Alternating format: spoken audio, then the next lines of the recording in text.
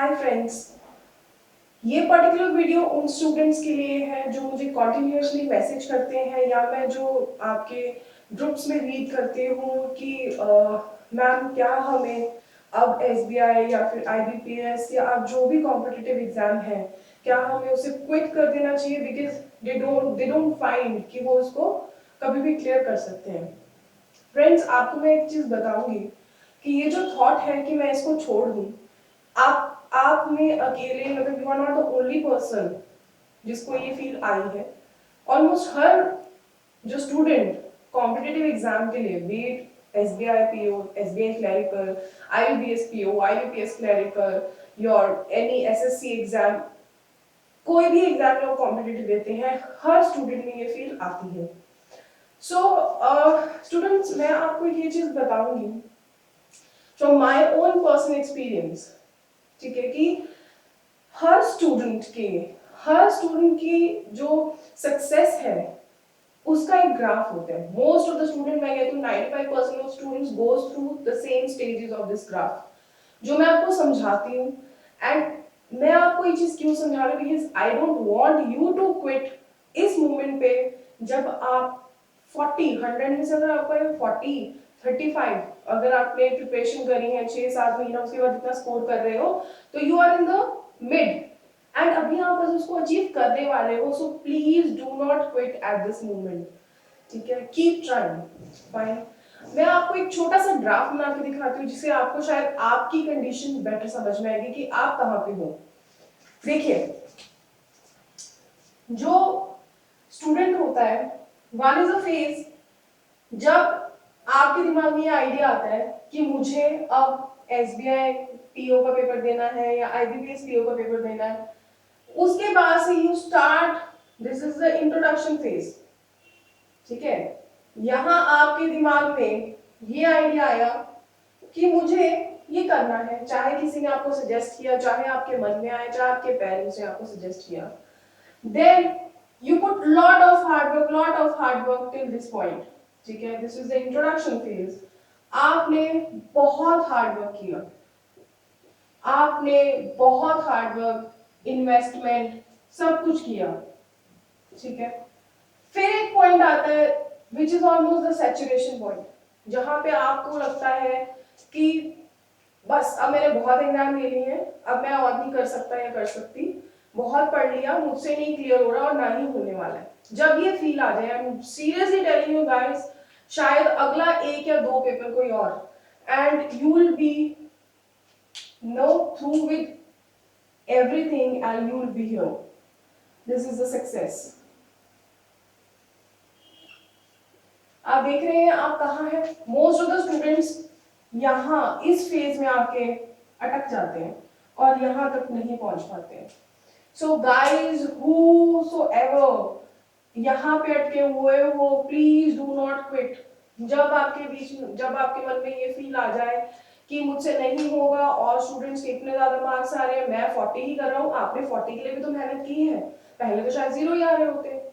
सो आपको rather than quit करने के, यू शुड लर्न कि अगर मैं अभी पढ़ाई में x आवर्स लगा रहा हूं तो मैं y अचीव कर पा रहा हूं। मुझे क्या जरूरत है? Be smart, right, don't be a loser, be smart. आप सोचें कि अगर मैं x आवर्स में से 3 सेक्शन 4 सेक्शन जितने में भी आप इसको स्प्लिट करते हो अपने टाइम को, उसमें अगर आप आधा आधा घंटा रोज बढ़ा दें, आई कैन अश्योर यू, जो ये आप इसमें आधा घंटा बढ़ाएंगे तो इसमें भी कोई अमाउंट जरूर ऐड होगा, ठीक है। और ये जो एडिशन है ये आपको डिफरेंशिएट करेगी इस सारे ग्रुप से, ठीक है। और आपको पता है 0.25 मार्क्स भी आपके लिए कितने ज्यादा इंपॉर्टेंट होते हैं एग्जाम के अंदर, और ये जो डिफरेंशिएशन है ये आपको लेके जाएगी सक्सेस की तरफ, ठीक है। सो अगेन ये वीडियो उनके लिए बनाई है, उन लोगों के लिए बनाई है जो अभी डिमोटिवेट हो चुके हैं, and this is seriously not the time to get demotivated, because अभी तो आपका एग्जाम सीजन शुरू हुआ है देखा जाए, सिर्फ ये तो फर्स्ट एग्जाम अभी आया है, all the IBPS are lined up, ठीक है। So please do not get disheartened.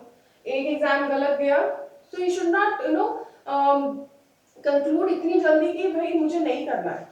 आपको 2 चीजें आपने इसमें इन्वेस्ट करी है, अपनी सारी पढ़ाई के लिए। One is money, right?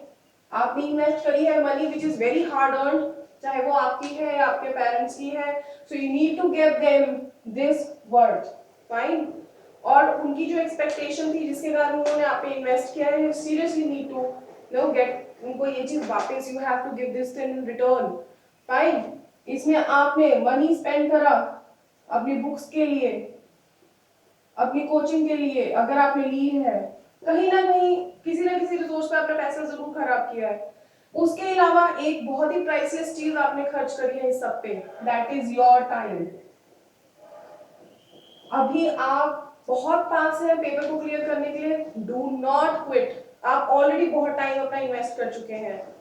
हर साल आपकी लाइफ का हर महीना हर दिन इज वेरी इंपॉर्टेंट, ठीक है? अगर आपने अपने लिए एक टारगेट बना ही लिया है तो आप उसकी तरफ क्यों नहीं बढ़े चले जा रहे हो? Why are you about to quit it? Please do not quit, please do not lose hopes, ठीक है?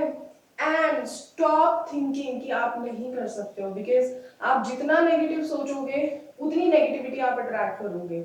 You can do it, you are better than many, right? अगर आप 40 नंबर लेके आ रहे हो, अगर आप 30 नंबर लेके आ रहे हो, तो ऐसे स्टूडेंट्स भी हैं जो बहुत कम अभी स्कोर कर रहे हैं, 5। So don't always look those people जो आपसे बहुत ज्यादा स्कोर कर रहे हैं। Why don't you look at those जो अभी बेचारे कम कर पा रहे हैं?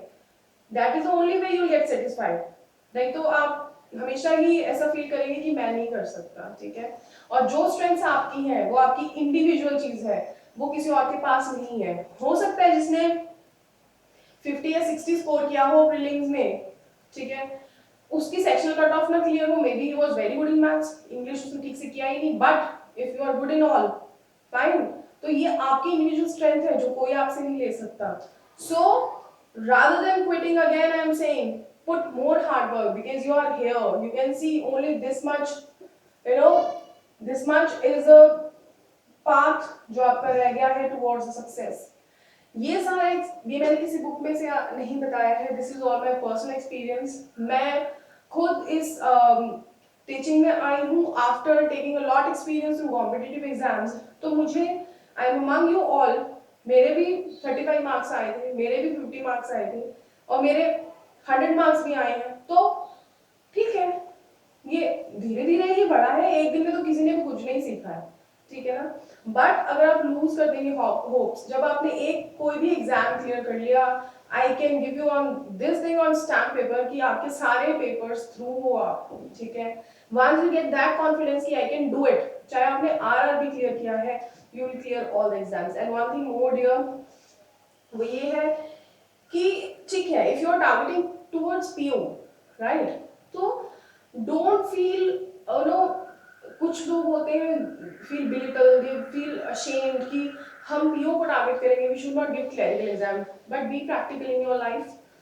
पीओ का पेपर आप दे रहे हो, that is your target, very good, but give clerical exam also, ठीक है? At least take up a clerical job. अगर इस बार आपको पीओ नहीं क्लियर हो पाया है, so take up a clerical job and keep preparing for PO also.